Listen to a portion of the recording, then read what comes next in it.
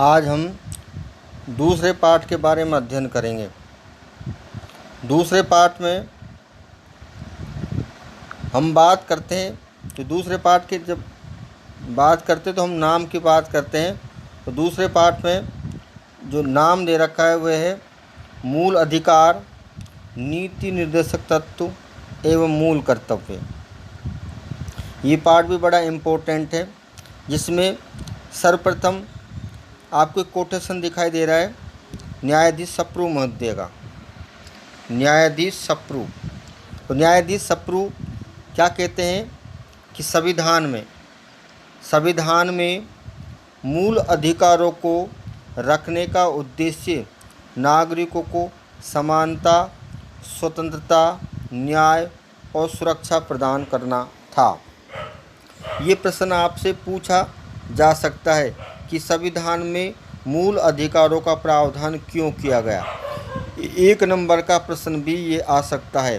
तो 1 नंबर का प्रश्न आएगा तो आपको आंसर देना है नागरिकों को समानता, हम बात करें नागरिकों को समानता, स्वतंत्रता एवं न्याय और सुरक्षा प्रदान करने के लिए मौलिक अधिकारों का प्रावधान किया गया। 2 नंबर का है तो 2 बिंदु बना देंगे। 2 बिंदु कैसे बनाएंगे? नागरिकों को समानता, स्वतंत्रता प्रदान करने के लिए, और दूसरा बन जाएगा नागरिकों को न्याय और सुरक्षा प्रदान करने के लिए। और 1 नंबर का आता तो डायरेक्ट आप लिख देंगे कि नागरिकों को समानता, स्वतंत्रता, न्याय और सुरक्षा प्रदान करने के लिए संविधान में मौलिक अधिकारों का प्रावधान किया गया। आगे हम बात करते हैं तो मूल जो मूल अधिकार है वे अधिकारों के ही रूप हैं। अब इसके अर्थ की हम बात करेंगे। अर्थ में दे रखा है कि वे अधिकार जो व्यक्ति के सर्वांगीण विकास के लिए अनिवार्य होने के कारण संविधान द्वारा नागरिकों को प्रदान किए गए हैं, मूल अधिकार कहलाते हैं।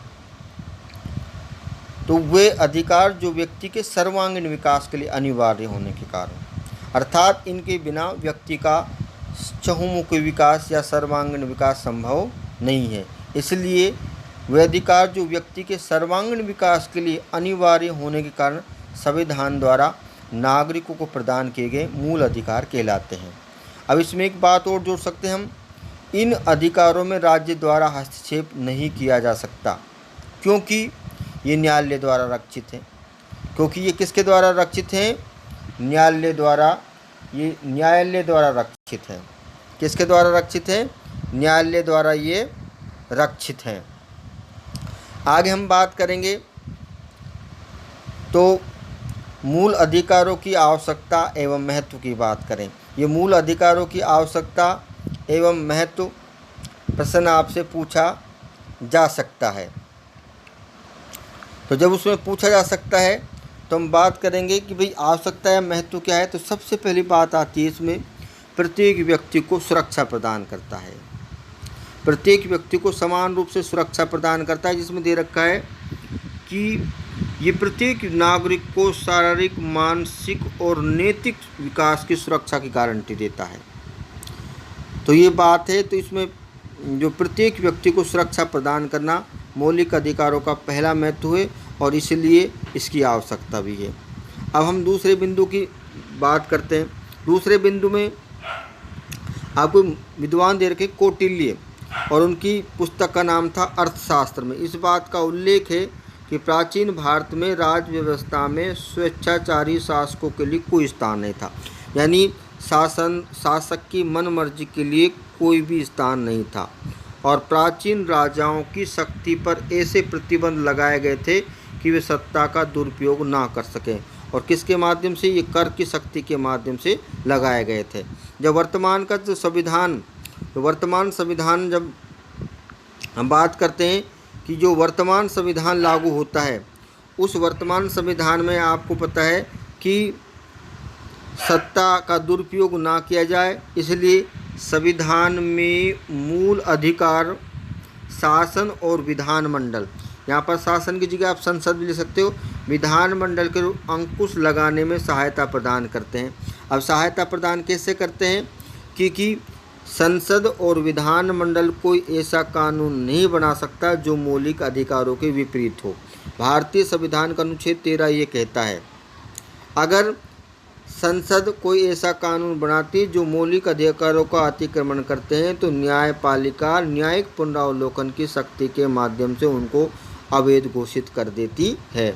अब आपसे प्रश्न पूछ लिया जाए कि मौलिक अधिकार शासन की स्वेच्छाचारिता पर कैसे रोक लगाते हैं, तो आप कहेंगे कि संविधान में दिए गए मूल अधिकार शासन और विधानमंडल के ऊपर अंकुश लगाने में सहायता प्रदान करते हैं, पहली बात। उसके बाद इसमें दूसरी बात आ जाएगी कि वे शासन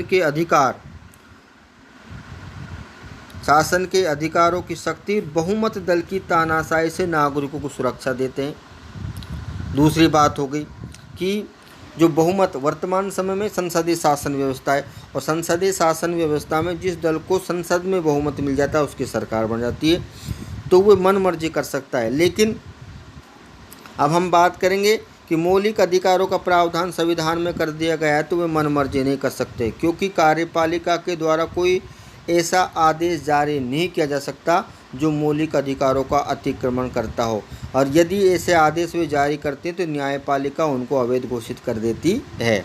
उसके बाद इसमें दे रखा है कि मूल अधिकार साधारण कानून से भी श्रेष्ठ हैं। किससे कानून है?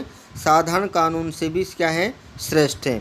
राज्य ऐसी कोई विधि नहीं बना सकता जो अधिकारों को छीनती हो या न्यून करती हो। तो ये बात भी स्पष्ट है, क्योंकि मौलिक अधिकार साधारण, जो मौलिक अधिकार के माध्यम से जो हमको कानून प्रदान किया गया, जो अधिकार प्रदान किए गए, ये साधारण कानून से श्रेष्ठ है। तो राज्य कोई ऐसी विधि नहीं बना सकता जो इन अधिकारों को छीनते हो या न्यून करते हो। तो उपयुक्त विवरण के आधार पर हम कह सकते हैं कि मौलिक अधिकार शासन की मनमर्जी पर, शासन की निरंकुशता पर रोक लगाते हैं। क्यों रोक लगाते हैं? मैं इसको एक शब्द में हम एक लाइन में बोल सकते हैं कि संसद कोई ऐसा कानून नहीं बना सकती और ना ही कार्यपालिका ऐसे आदेशों को लागू कर सकती जो मौलिक अधिकारों के विपरीत हो, और यदि ऐसा वे करते हैं तो न्यायपालिका न्यायिक पुनरावलोकन की शक्ति के माध्यम से उनको अवैध घोषित कर देती है। आगे हम तीसरे बिंदु, जो इम्पोर्टेंट बिंदु, उसकी बात करेंगे। हम बात करेंगे तो तीसरा बिंदु है वह है न्यायिक सुरक्षा की बात करेंगे। क्योंकि मैंने आपको पहले बता दिया, पहले पार्ट के अंतर्गत बताया था आपको कि मौलिक अधिकारों का हनन होने पर नागरिक न्यायालय की शरण ले सकते हैं, और अनुच्छेद 32 के अंतर्गत सर्वोच्च न्यायालय और अनुच्छेद 226 के अंतर्गत उच्च न्यायालय मौलिक अधिकारों की रक्षा के लिए 5 प्रकार के लेख जारी करती है, जो आपको पहले बता दिए थे। बंदी प्रत्यक्षीकरण, परमादेश, प्रतिषेध, उत्प्रेषण और अधिकार परीक्षा। उसके बाद हम आगे अगले बिंदु की बात करते हैं। तो चौथा है लोकतंत्र के आधार स्तंभ, जो बड़ी इम्पोर्टेंट बात है, जो पहले बिंदु के अंतर्गत दी गई थी, जो मैंने आपको बताई नहीं थी, लोकतंत्र की आधारशिला। उसको यहाँ पर देखेंगे कि मूल अधिकार या मौलिक अधिकार लोकतंत्र के लिए आधार स्तंभ की भूमिका का निर्वाह करते हैं। ये लोकतंत्र की आधारशिला है, क्योंकि ये बिना किसी भेदभाव के सभी नागरिकों को समान रूप से प्राप्त हैं। इस प्रकार लोकतांत्रिक शासन में, यानी जनता के शासन में, किसी भी नागरिक के साथ कोई भेदभाव नहीं किया जाता, सभी को उन्नति के समान अवसर मिलते हैं। उसी प्रकार से मौलिक अधिकार भी बिना किसी भेदभाव के सभी नागरिकों को समान रूप से प्राप्त हैं। इसलिए ये लोकतंत्र के आधार स्तंभ है। इसलिए कहा गया है कि इनके अभाव में लोकतंत्रात्मक शासन की कल्पना नहीं की जा सकती। उसके बाद हम जो नेक्स्ट बिंदु की बात करते हैं, समानता के कारक। ये भी बड़ा इम्पोर्टेंट है कि देखो, संविधान द्वारा राष्ट्र के समस्त नागरिकों को मूल अधिकार प्रदान किए गए हैं, उनमें समानता स्थापित की गई है और सभी विशेष अधिकारों को समाप्त कर दिया गया है, क्योंकि ये सभी को समान रूप से प्राप्त है। इसमें जन्म के आधार पर किसी प्रकार का विशेष अधिकार नागरिक को प्राप्त नहीं है, और जो पहले विशेष अधिकार थे उनको संविधान लागू होने के साथ ही समाप्त कर दिया गया है। इस प्रकार आपसे कोई भी 4 आवश्यकताएं या महत्व आपसे पूछे जा सकते हैं। तो उपयुक्त निष्कर्ष के आधार पर कहा जा सकता है कि नागरिकों के मूल अधिकार मानवीय स्वतंत्रता के मापदंड और संरक्षक दोनों ही हैं। मापदंड भी हैं और क्या है, संरक्षक भी है।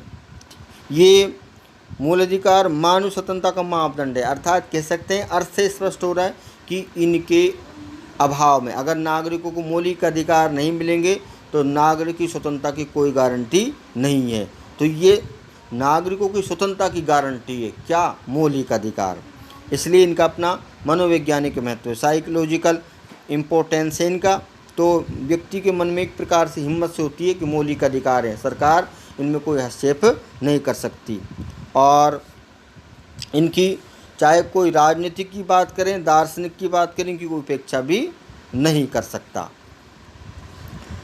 अब हम आगे बात करते हैं तो हम देखते हैं इसमें कि भारत के संविधान में मूल अधिकारों की हम बात करते हैं। तो मूल अधिकारों की बात करते हैं तो एक इसमें हम बात करेंगे, क्या बात करेंगे कि राष्ट्र की एकता और आम नागरिकों के हितों के लिए किसी भी राज्य द्वारा अब तक बनाए गए मानव अधिकारों के चार्टरों में सर्वाधिक विस्तृत चार्टर, यानी चार्टर जिसको बोलते हैं घोषणा पत्र, ये सबसे जितने भी चार्टर बनाए गए हैं किसी भी संदर्भ में, तो उसमें सबसे बड़ा या व्यापक चार्टर है मौलिक अधिकारों से संबंधित। तो हम इसमें बात करेंगे तो भारतीय संविधान के भाग 3 में और अनुच्छेद 12 से 30 और 32 से 35 तक मौलिक अधिकारों का प्रावधान किया गया है। तो कौन से भाग में किया गया है, भाग 3 में। एक तो ये देखेंगे तो आपसे प्रश्न पूछा जा सकता है कि भारतीय संविधान के कौन से भाग में मौलिक अधिकारों का प्रावधान किया गया है। तो भारतीय संविधान के भाग 3 में मौलिक अधिकारों का प्रावधान किया गया है। भाग में किन अनुच्छेदों में किया गया है, तो अनुच्छेद 12 से 30 और 32 से 35 तक। अब आप प्रश्न पूछोगे सर 31 क्यों नहीं दे रखा।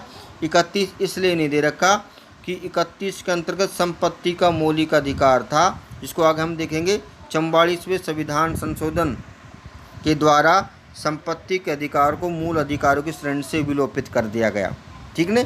इसलिए अनुच्छेद 31 हटा दिया है। तो अब अनुच्छेद कितने हो गए, 12 से 30 और 32 से 35 तक। तो आपसे प्रश्न पूछ लिया जाए कि कौन से भाग में, तो आप भाग 3 कहेंगे।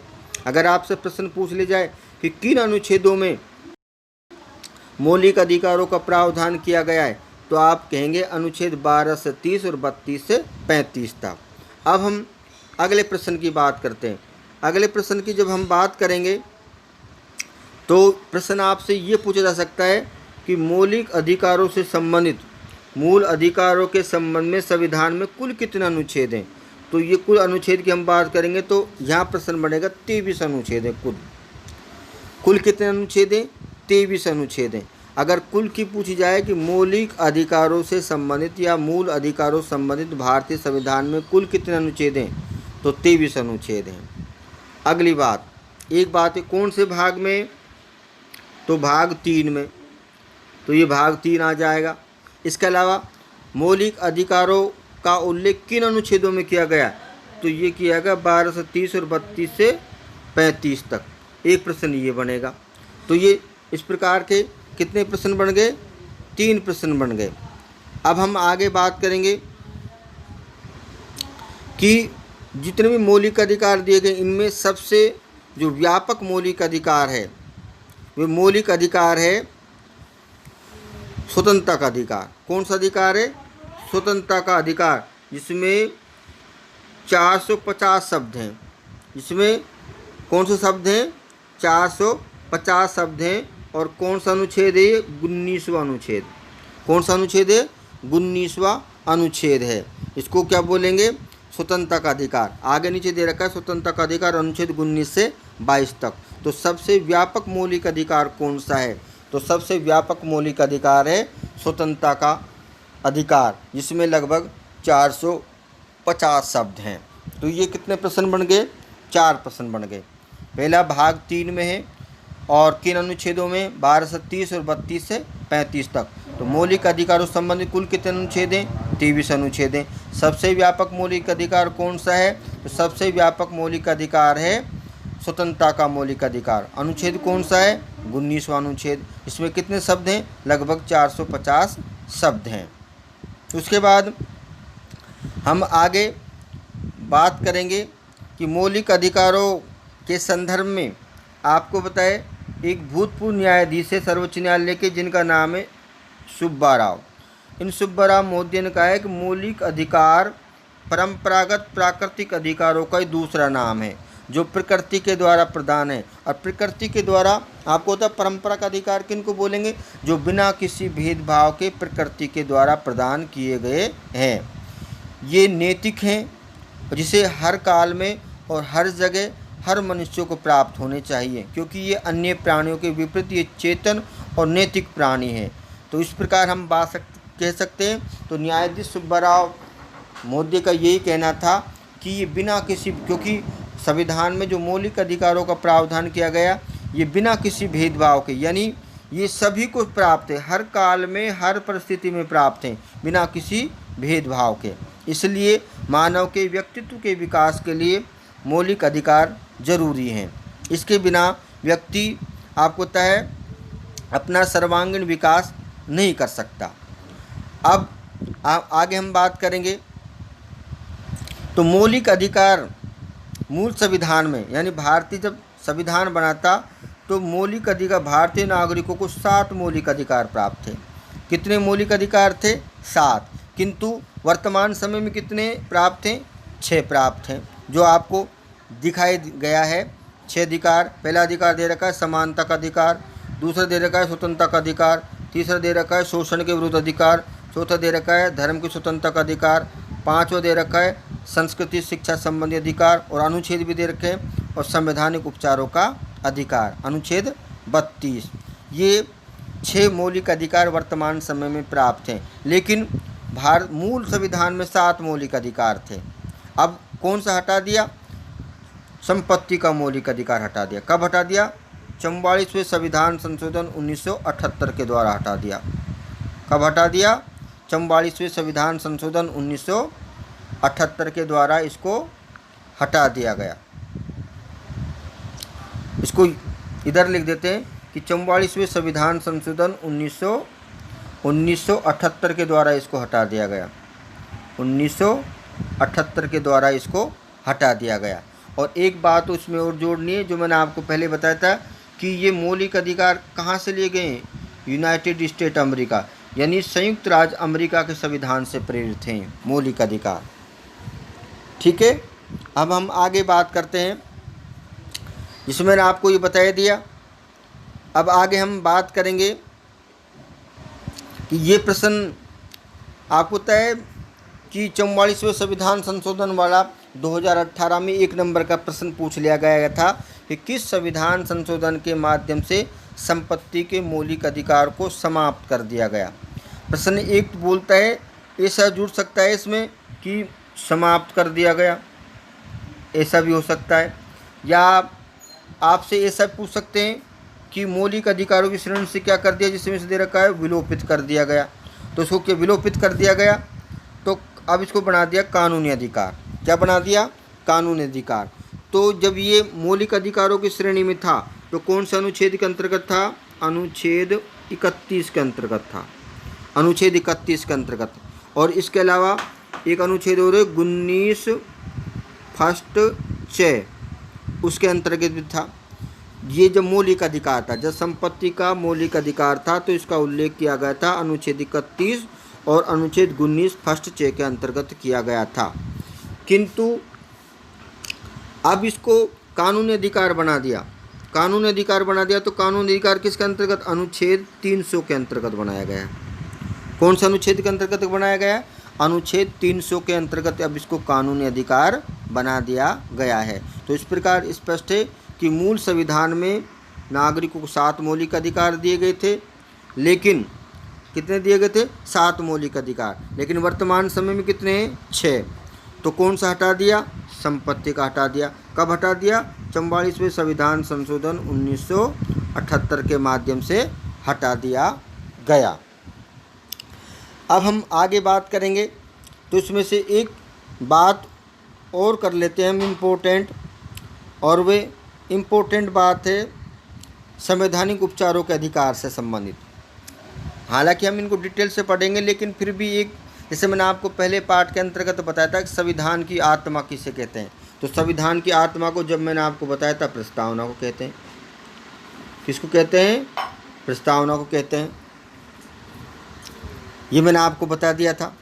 लेकिन अब आपसे पूछ लिया जाए कि प्रस्तावना को कहते हैं, लेकिन एक बात मैंने आपको और बताई कि क्या बताई कि संवैधानिक उपचारों की अधिकारों की हम बात कर रहे थे। किसकी बात कर रहे थे? संवैधानिक उपचारों के अधिकार की बात हम कर रहे थे।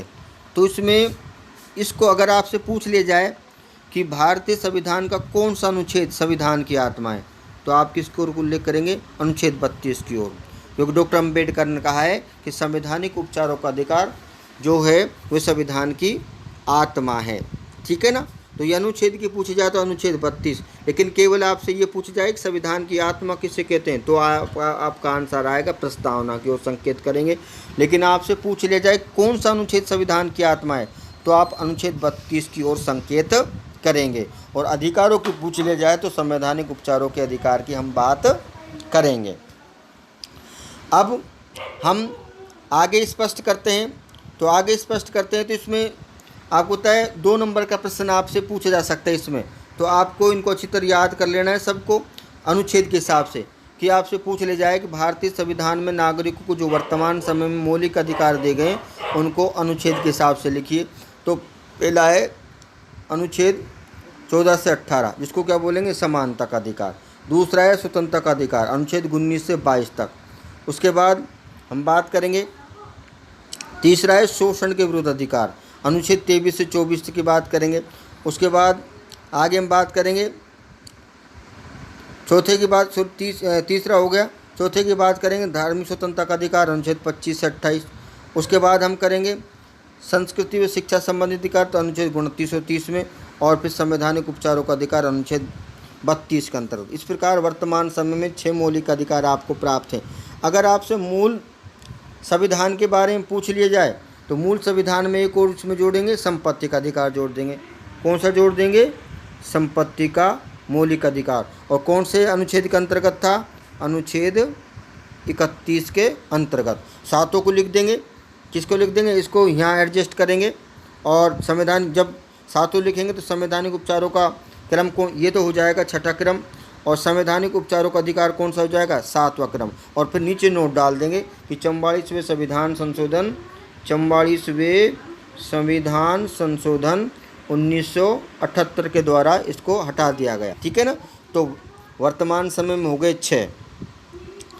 अब हम आगे अनुच्छेद के हिसाब से मौलिक अधिकारों को समझने का प्रयत्न करेंगे। तो समझने का हम जब प्रयत्न करेंगे तो उसमें सबसे पहले हम बात करते हैं समानता के अधिकार की। तो समानता के अधिकार में कौन कौन सा अनुच्छेद दे रखे हैं? समानता का अधिकार में दे रखे हैं अनुच्छेद 14 से 18 तक। और इसमें कहा गया है कि भारतीय संविधान में प्रत्येक नागरिकों को कानून के समक्ष समानता, राज्य में रोजगार के अवसरों की समानता एवं सामाजिक समानता प्रदान की गई है। और इस हेतु संविधान में निम्न प्रावधान दिए गए हैं। तब वे कौन कौन से प्रावधान हैं? उन प्रावधानों के बारे में हम बात करें तो अनुच्छेद के हिसाब से हम बात करेंगे। तो जब हम अनुच्छेद के हिसाब से बात करेंगे तो इसमें देखेंगे अनुच्छेद 14, 15, 16, 17 और 18 की बात करेंगे। तो सबसे पहले हम बात करते हैं, क्योंकि समानता का अधिकार अनुच्छेद 14 से लेकर के कहाँ तक है? 18। इसमें सबसे पहले हम बात करेंगे कानून के समक्ष समानता। अब इसमें अनुच्छेद कौन सा? अनुच्छेद 14 के तहत प्रावधान किया गया है कि राज्य क्षेत्र का मतलब भारत से, यहाँ पर राज्य क्षेत्र में राज्य किसी भी व्यक्ति को कानून के समक्ष समानता या कानून के समान संरक्षण से वंचित नहीं करेगा। सभी को विधि के समक्ष समानता का अधिकार है, यानी इसका तात्पर्य क्या है कि सभी नागरिक कानून की दृष्टि में समान है।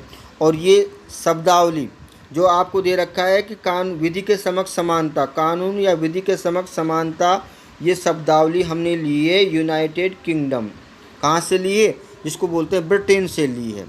और दूसरी शब्दावली दे रखी है कानून के समान संरक्षण, और ये शब्दावली हमने ली है USA, संयुक्त राज्य अमेरिका से ली है। कहाँ से ली है, संयुक्त राज्य अमेरिका से ली है।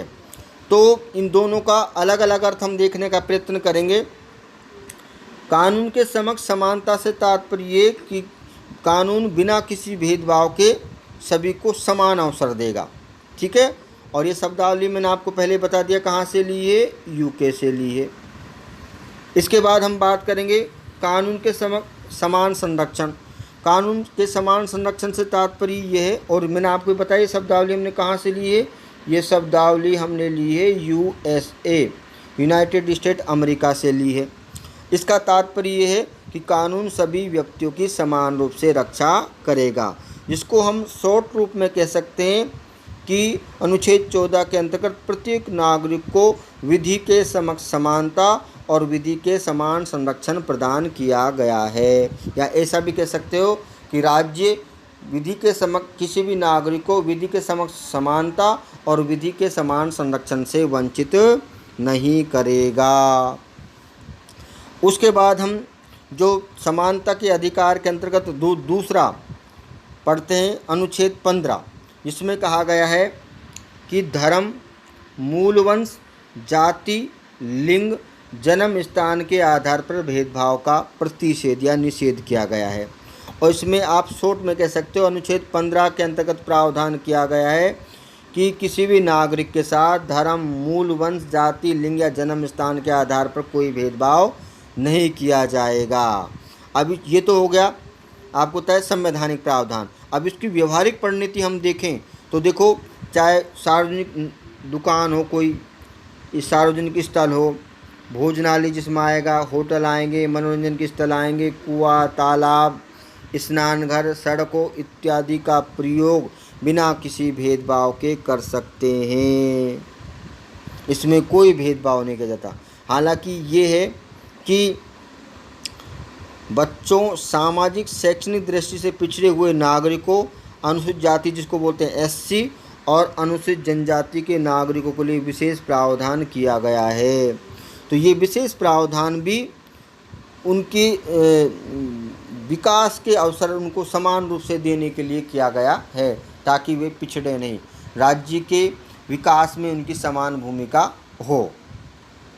तो अनुच्छेद 15 हो गया। तो अनुच्छेद 15 में सीधा सा प्रावधान है कि आप इतना, ये तो व्यवहारिक परिणति दी गई है। संवैधानिक परिणति यही है कि अनुच्छेद 15 के अंतर्गत किसी भी नागरिक के साथ भारत में धर्म, मूल वंश, जाति, लिंग या जन्म स्थान के आधार पर भेदभाव नहीं किया जा सकता। और आगे हम बात करेंगे, जो अगला अनुच्छेद है वह है लोक नियोजन। लोक नियोजन का मतलब होता है सरकारी नौकरियों में अवसर की समानता दी गई है। और ये कौन सा है, अनुच्छेद 16। अनुच्छेद 16 में कहा गया है कि देश के सभी नागरिकों को राज्य के अधीन नौकरियों के समान अवसर प्रदान किए जाएंगे। इसमें जाति, धर्म, लिंग, संप्रदाय के आधार पर कोई भेदभाव नहीं किया जाएगा। यद्यपि इसमें अनुसूचित जाति, जनजाति और पिछड़े वर्गों को आरक्षण का प्रावधान किया गया है।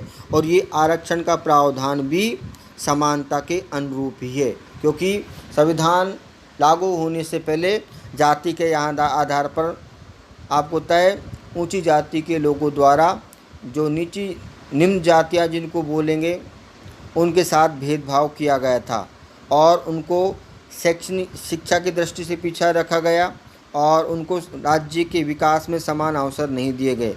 इसलिए अब उनको समान अवसर दिए गए हैं। और समान अवसर के लिए विशेष प्रावधान इसलिए किए गए हैं क्योंकि वे जो पहले जातियां अगड़ी हैं, जो पहले से आगे बढ़ी हुई हैं, उनके समान प्रतियोगिता में वे उनकी बराबरी नहीं कर सकते, इसलिए उनको विशेष छूट दी गई है। उसके बाद हम बात करेंगे आगे हम बात करेंगे तो वो अस्पृश्यता के अंत की बात करेंगे। अस्पृश्यता को हम बोलेंगे जाति सूचक शब्दों की बात करेंगे। किसकी बात करेंगे? जाति सूचक शब्दों की बात करेंगे। पहले जाति के आधार पर भेदभाव किया जाता था। जाति के आधार पर क्या किया जाता था? भेदभाव किया जाता था। लेकिन जब से संविधान लागू हुआ है तब से जो अस्पृश्यता का अंत कर दिया गया, यानी जिसको बोलेंगे अछूत या अनटचेबिलिटी या जातिगत भेदभाव का निषेध कर दिया गया अनुच्छेद 17 के अंतर्गत। और जिसमें कहा गया है कि जाति के आधार पर कोई भी आचरण किया गया तो वो दंडनीय अपराध माना जाएगा। और इसके लिए कानून भी बनाए गए थे। सर्वप्रथम सरकार ने बनाया 1955 में अस्पृश्यता निवारण अधिनियम 1955। उसके बाद इसको 1976 में संशोधित कर दिया गया। और इसका नाम कब, इसमें डेट नहीं दे रखी तो उसमें डेट जोड़ लेंगे। 1955 का संशोधन करके नागरिक अधिकार संरक्षण अधिनियम 1955 कर दिया गया। ये कब किया गया था? 1976 में। प्रश्न आपसे पूछा जा सकता है कि नागरिक अधिकार संरक्षण अधिनियम कब पारित किया गया? तो नागरिक अधिकार संरक्षण अधिनियम 1976 में पारित किया गया, क्योंकि पहले तो बना था अस्पृश्यता निवारण अधिनियम 1955, लेकिन इसमें 76 में परिवर्तन कर दिया। इसका नाम क्या कर दिया? नागरिक अधिकार संरक्षण अधिनियम 1955। उसके बाद इसको और कड़ा किया गया कब? 89 में। और इसका नाम क्या कर दिया? अनुसूचित जाति जनजाति निरोधक अधिनियम 1989 कर दिया गया। तो ये अब तक जितने भी कानून बने उनमें सबसे कठोर कानून है। इस प्रकार भारत में जाति के आधार पर जो भेदभाव किए गए थे उनको क्या कर दिया गया? उनको समाप्त कर दिया गया है। उसके बाद हम आगे बात करेंगे उपाधियों के अंत की बात करेंगे। जो लास्ट जो समानता का अधिकार है, मौलिक अधिकार, उसमें लास्ट है अनुच्छेद 18 की हम बात करेंगे। तो इसमें दे रखा है उपाधियों का अंत। किसका अंत दे रखा है? उपाधियों का अंत। तो पहले आपको होता है सामाजिक आधार पर उपाधियां प्रदान की जाती थी, जिससे समाज में भेदभाव उत्पन्न होता था और समाज में विखंडन उत्पन्न हो जाता था। जैसे किसी को राजा की उपाधि दे दी, किसी को राय बहादुर की उपाधि दे दी, धन के आधार पर, संख्या बल के आधार पर, जो बिना किसी योग्यता के मिल जाती थी। इसलिए भारत का संविधान लागू होते ही ऐसी उपाधियों का अंत कर दिया गया जिससे सामाजिक जीवन में भेदभाव उत्पन्न करती थी।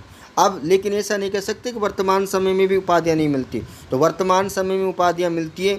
संविधान में सेना और विद्या संबंधी उपाधियों के अतिरिक्त राज्य द्वारा किसी प्रकार की उपाधि दिया जाना निषेध है। पहली बार इसको ऐसा कह सकते हैं, अनुच्छेद 18 के अंतर्गत संविधान में ये प्रावधान किया गया कि सेना और विद्या से संबंधित उपाधियाँ मिलेंगी, इसके अतिरिक्त अन्य उपाधियाँ नहीं मिलेंगी। और दूसरी बात इसमें ये दे रखी है, इसमें दूसरी बात ये भी दे रखी है कि भारत का नागरिक राष्ट्रपति की आज्ञा के बिना, राष्ट्रपति की आज्ञा के बिना विदेशी राज्य की कोई उपाधि स्वीकार नहीं करेगा। तो इसमें दो बात आ गई। पहली बात तो है कि उपाधि मिलेगी केवल सेना और विद्या के क्षेत्र में मिलेंगी। सेना के क्षेत्र में, सेना में कोई वीरतापूर्ण काम किया तो उसको उपाधि मिलेगी। और विद्या के क्षेत्र में जो व्यक्तिगत योग्यता पर आधारित है, जैसे किसी को पीएचडी मिल गई, एमफिल मिल गई, इस प्रकार व्यक्तिगत योग्यता पर आधारित, वे समाज में भेदभाव उत्पन्न नहीं करती। तो ये सेना और विद्या के क्षेत्र में ही उपाधियाँ मिलेंगी, अन्य क्षेत्रों में उपाधि नहीं मिलेंगी। और दूसरा, भारत का कोई भी नागरिक है वे विदेशी राज्य की कोई उपाधि राष्ट्रपति की आज्ञा के बिना स्वीकार नहीं करेगा। बाकी का कल करेंगे, बाकी का कल करेंगे।